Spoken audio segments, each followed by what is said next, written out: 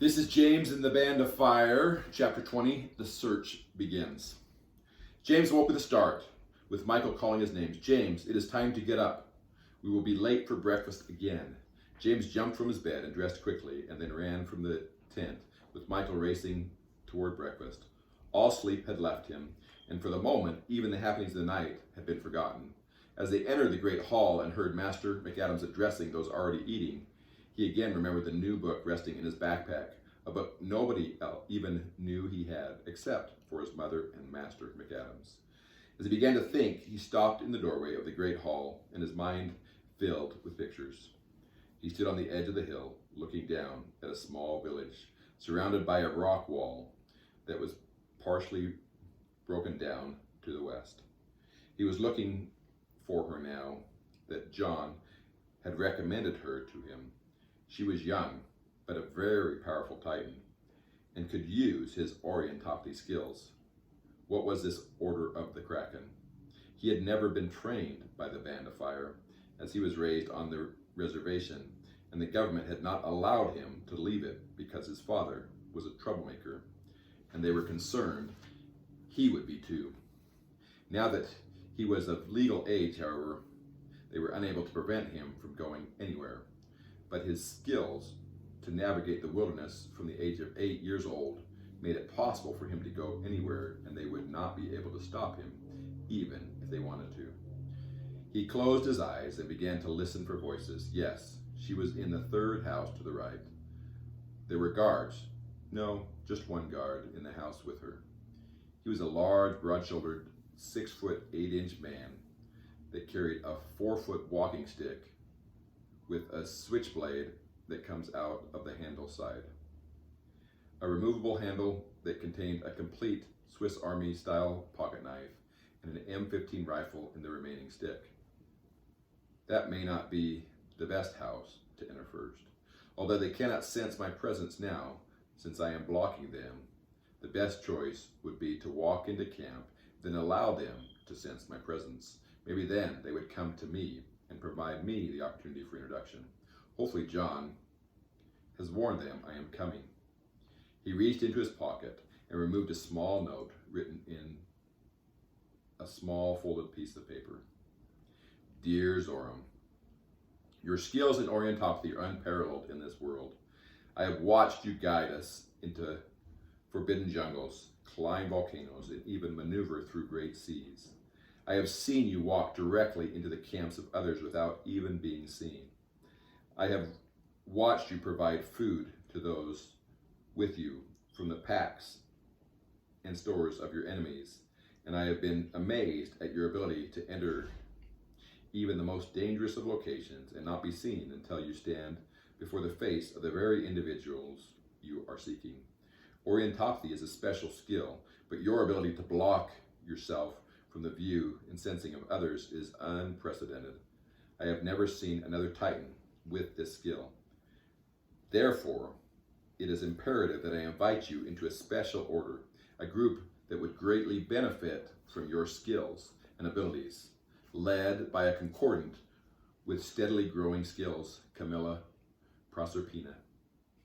If you can find her in the mountain cities long since forgotten, she will accept you as the Orientopath capable of joining the Order of the Kraken.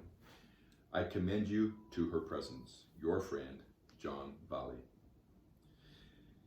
James' eyes opened with a start to the face of a man sitting next to Master McAdams at the head table. His dark skin, almost brownish yellow eyes, long brown hair down to his back, and a long brown fluffy beard and mustache were unmistakable. This was Zoram, the new Orientopathy teacher. So he really was of the Order of the Kraken. That is the man Camilla sent to infiltrate and influence the camp. Why did Master McAdams allow him at camp? Maybe I will learn more in his class today. The morning went slowly as James struggled through classes, not even noticing the lessons being taught. He knew it was imperative that he study every subject to truly develop as a concordant, but his focus was on the Orientopathy class that was second after lunch. Becca smiled as James inhaled his lunch and raced from the room to her Herculopathy. She read the excitement from his mind and knew he wasn't excited for Herculopathy, but for Orientopathy, the following class. He told her earlier today about his vision and Master Belshazzar's joining the Order of the Kraken and being sent to infiltrate the camp and steal Titans. Becca knew she needed to hurry or James would get himself in trouble again. As she jogged into camp, James was already seated near the front with a stool next to him being saved for her. But as she entered the room, she felt a strong anxiety in James. What was he worried about? James smiled, and as she entered and knew she had just searched his mind. But she didn't see his biggest concern. A very small, white girl with a short, spiky, red haircut, with freckles covering her cheeks and nose, sitting across the way. She was sitting next to Ryan and talking with him in rapid fashion. James recognized her and realized she must be Zoram's partner from the Order of the Kraken. What was her name? That is Ellie, Becca said with great excitement. She is Master Belshazzar's daughter. I know she came with him, but is she truly his daughter? That is what he and she are both saying. Yes, but she's of the Order of the Kraken too. Are you sure she isn't just someone pretending to be his daughter? I don't know for sure, James, because someone is blocking my entrance into her mind. Yes, Camilla made sure of that. A large 6'10" man with broad shoulders, short black hair, hazel eyes, and large hands stepped forward and began to speak. Master Rocky Handrake had been absent for the beginning of camp and was teaching his first Herculopathy class this year. All the girls in the class seemed to be stunned by his presence, and James heard Becca think about how amazing and strong he looked. James was startled by this thought and turned to look at Becca, who was already turning a bright shade of pink. As he began to speak in a powerful, deep voice, James felt his voice reverberate through his body. My young Titans, Hercules was a great man in Greek and Roman mythology, known for his great strength that came from the gods. His strength was due to Zeus being his father and allowing him to perform many great tasks, including killing the Nemean lion, slaying the 9-headed Hydra, capturing the Cretan bull and the Erymanthean boar, and many other tasks given him by the gods. As a Titan, you too have great strengths come from our God. Some of you will develop Herculopathy, the very power Hercules wielded throughout the world. But others will learn to focus the strength they have, including other skills, to change the world. My goal is to help you develop whatever skill you may have. Master Handrake's voice seemed to still be echoing through the camp as he stopped momentarily. James looked around and everyone was silent. Every first-year Titan was there, ready and willing to learn whatever they could. In your classes to this point, you have been introduced to exercise, to proper nutrition, to allow muscle growth, and even the competitions we will be having at the end of classes. But you have yet to truly be introduced to Herculopathy. May I invite you to open your book to page 5 and be prepared to read. James opened Introduction to Herculopathy as Master Handrake began to read. The world has long talked about superheroes or individuals with amazing strength. Samson from ancient Israel was given such strength. Heracles from Greek mythology, or Hercules from Roman mythology, was likewise endowed with amazing strength. As time progressed, the most common name for superhuman strength became Hercules. Difficult tasks or amazing efforts were called Herculean. Therefore, as Titans develop the ability to focus or utilize one's strength to perform Herculean tasks, perform feats of strength with ease, and even endure injury and pain without difficulty, the Titan skill of Herculopathy was born. This power or skill, when developed, can be a powerful assistance as the band of fire protects the earth. The true key to Herculopathy is a mind powerful enough to control the body and help it use significantly more strength than the average Titan will ever be able to exercise. The words echoed through James' mind a second time. The true key to Herculopathy is a mind powerful enough to control the body. But according to Cornelius, this is only the start of this great power, James thought. He developed the ability to focus one's strength to overcome an apparent weakness. What did he call it? Oh, cyclopathize. As the class continued and James was distracted, small little Ellie seemed to be miles ahead of the entire class. Her Herculopathy talents were years ahead of others, and Master Hendrik continued to praise her. Ryan Sampson, a much larger young man than Ellie, stood nearly 6 feet tall and exercised amazing strength that even seemed to impress Master Hendrik. Ellie was likewise pleased with his abilities, but Carrie was constantly by his side and praising him. James knew she was truly infatuated with him. James kept looking at Ryan and began to wonder if he was the Herculopath to join the Phoenix Senses. He knew Carrie would be quite excited. Ellie would also, based on her Herculopathy skill, be a good addition, but she was of the Order of the Kraken and therefore would not be a good choice. Just then, music started in James' mind, and he recognized help coming from Helia. As Master Hendrik tried to describe each aspect, James felt his body moving in response.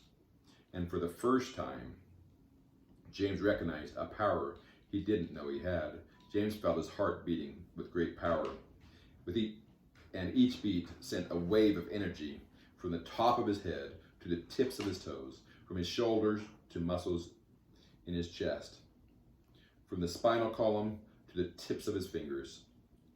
He felt energy, powerful energy, pulsing through his body. He almost felt like he could fly, but he knew it was only the Herculopathy skills awakening in every muscle, every tendon, even every cell of his body. He even recognized his vision becoming more acute and his breathing becoming much easier. As he listened to the thoughts of those around him, he didn't notice the same happening in anyone else. Becca seemed to be looking at him, however, with great surprise, and James knew she was recognized the change in him also. Now, he would just need to develop these skills and learn to utilize them on demand. As James continued to focus on the growing strength in his body, Master Hendrik began to speak again. Your task today will be to cross the lake. Utilize the strength you have in groups of 2 to canoe across the lake. Any Herculopathy skills you may have will help move the canoe more quickly. But working as a team will be just as important. Let me give you some basic instruction to help in this journey, as I will assume most of you have never captained a canoe. He then lifted up what James recognized as a paddle. Here is a paddle. This will allow the canoe to move. When you grip a paddle correctly, plunge it into the water and draw backward, the boat will move forward. The paddle is made up of 4 key parts. The top is the grip. This is the location where you place your top hand, which will produce the strength when rowing. The other end of the paddle has a large flat piece called the blade. The blade is what is plunged into the water to produce the push on the water, forcing the boat forward. The shaft is the long portion in the middle that extends from the grip to the blade. Where the shaft connects to the blade is called the neck. Master Hendrik then grabbed the paddle with the right hand on the grip and the left hand near the bottom of the shaft and began to exhibit rowing motions. To row, the blade is plunged in the water and the top hand is on the grip. If rowing on the left side of the canoe, the right hand is on the grip and the left hand is on the shaft. The location on the shaft determines the strength of the row, using the lower hand as the fulcrum of the lever. Thus, the strength is augmented by the lever arm. The strength is also augmented by the amount of blade that comes in contact with the water. More blade, more motion. He then put the paddle down and lifted up the life jacket. You will all be required to wear a life jacket. So get into partners, pick a life jacket and paddle each and come down to the lake. Becca and James each grabbed a life jacket and paddle and walked down to the lake. Each group will now choose a canoe. You will notice that all the canoes are positioned perpendicular to the shore. You will notice the bow or front of the boat is towards the shore, and the stern is away from the shore. One of you will hold the boat, and the stronger individual, Herculopath, if you have one, will go to the stern of the boat, and then the other will get in the bow of the boat. I will assist you all in pushing off. As James lashed his life jacket and climbed into the boat, he looked around and noticed Ellie and Michael climbing into a single boat, and Carrie and Ryan climbing into another. Carrie must have migrated quickly to Ryan's side, and Michael was left looking for a partner. What was interesting was that Ellie was climbing to the stern of the boat. Michael must have noticed also that she was a Herculopath. Now that you are all in your boats, listen carefully to my instructions so that you may succeed in crossing the lake. James looked around and noticed there was not a canoe for Master Hendrik. That seemed strange, as he was not sure how they would continue to hear him as they were crossing the lake, but the strength of his voice seemed to be increasing. To move the canoe, you must push water the opposite of the direction you hope to move. Push toward the shore to move away from it. Push toward the stern of the boat, the back if you don't remember, to move forward, or the bow of the boat to move backward. To slow or stop, you can either place the blade in the water and hold it still, or row against the direction you are moving. To maintain a straight course, you will need to row on both sides of the canoe at the same strength.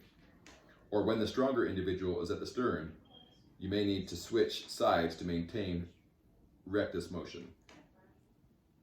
The boat will turn away from the stronger rowing side. Are there any questions?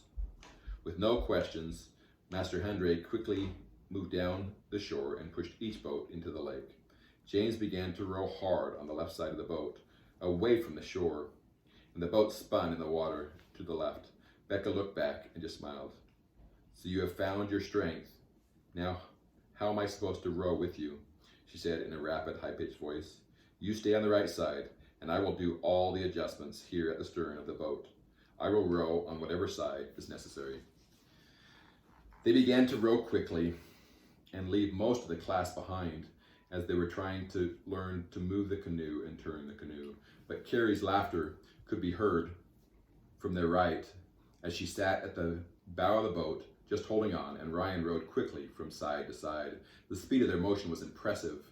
To the left came another boat moving quickly through the water. Michael and Ellie were both rowing hard, but Ellie kept switching sides as they rowed. She was carefully giving instructions from the back. Becca looked up with excitement in her eyes, and a broad smile pursed her lips. We need to be first. Tell me what to do. James smiled and then stuck his blade deep in the water on the left side of the canoe, with his left hand partially buried in the water. Put your blade as deep as you can and row hard. Stay on the right side and row. I will follow your lead and adjust as necessary to stay straight. We will win. The race was on. No other boats were even close. Just the three boats were racing toward the opposite shore. Each boat was working as hard as they could, but Carrie was still not rowing, and Ellie's commands were becoming more angry.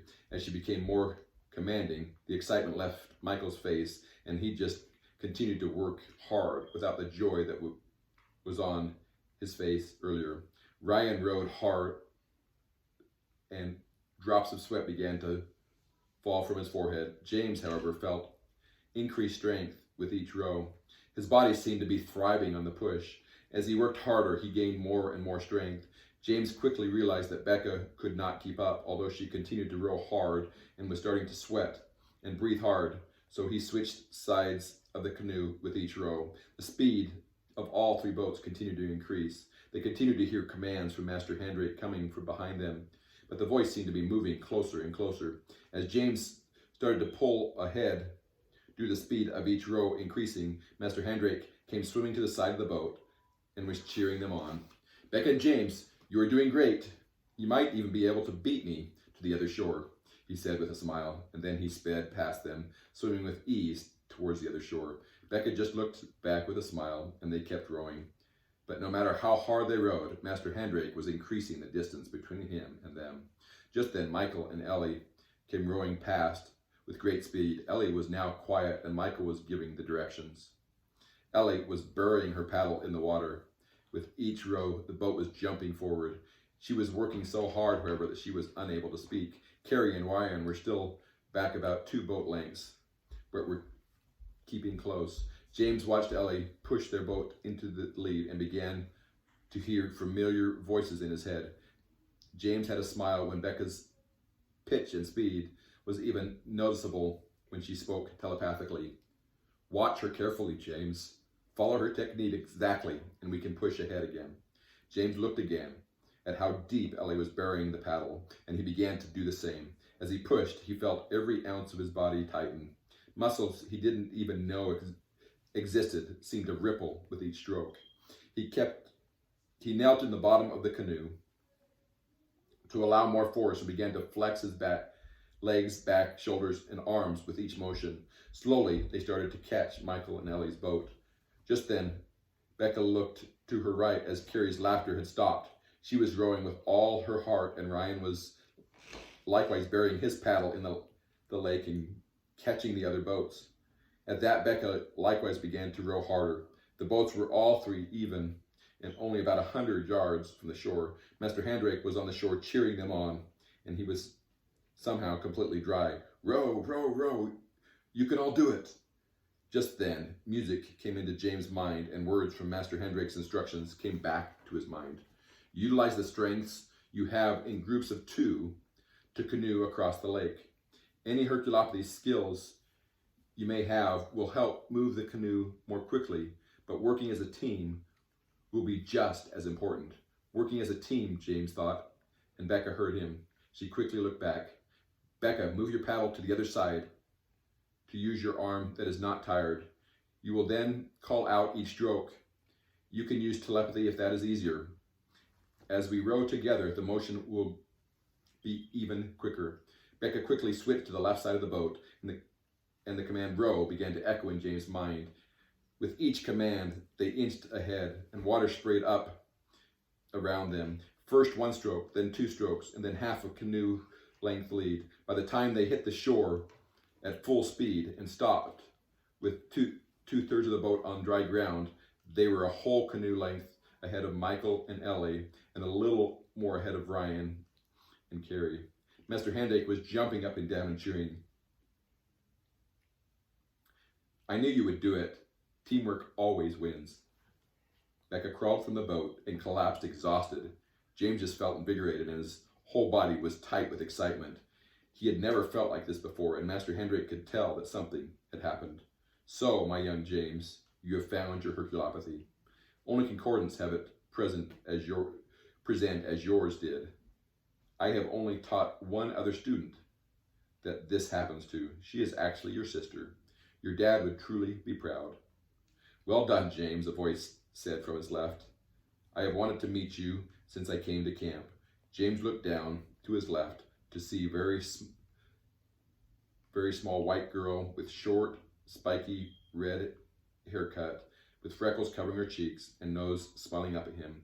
She was slightly taller than Becca, but still very small. I haven't lost a competition of strength since I was 8 years old, she said, with admiration in her eyes. How'd you do it? James turned and pointed to Becca, still lying on the beach. It was teamwork. She ensured we were rowing together so I could use every ounce of her strength to add to my efforts. Interesting. I have never thought I needed anyone else to win. Maybe you can teach me more things. Alarm bells went off in James' head, but the flattery was working. You are an impressive Herculopath. Maybe I can learn from you as well. We will have to talk. The conversation quickly ended, however, as Master Handrake grabbed James and Ellie and walked them over to Ryan, who had just finished helping Carrie out of the canoe because she was too tired to move. Master Handrake wanted to ensure the 3 most skilled Herculopaths in his class knew each other. James and Ellie, this is Ryan. He almost beat both of you too. Ryan looked up with a smile, but said nothing. James reached out his hand to the much larger Ryan, and they shook hands without a word. Ellie just looked up at Ryan without offering a hand. Master Hendrik didn't seem to notice. The three of you should work together. You will find much greater strength if you learn with another Titan with similar abilities. I will get permission from Doc to see if I can hold a special class to help you all develop even more. I would love to see you competing in other areas. It was the most impressive race I have ever had with first-year Titans. I almost want to do it again, but it's time to head to Orientopathy, and Ellie's father won't allow me to hold you any longer. Just then, James noticed most of the canoes were now reaching shore, an impressive 15-20 minutes after the canoes had arrived. Were there not any more Herculopaths in the group? Before he could look around, Becca came walking over and grabbed James' hand. Let's go to the next class. Michael is waiting for us over there. Carrie quickly stood and joined them, leaving Ryan and Ellie standing where they were. James' mind was still racing. A special class. Is that a good idea? Master Hendrik would be a great resource for truly developing his skills. But should he invite Ellie or Ryan to join the Phoenix Senseis? He would need to talk with the other three.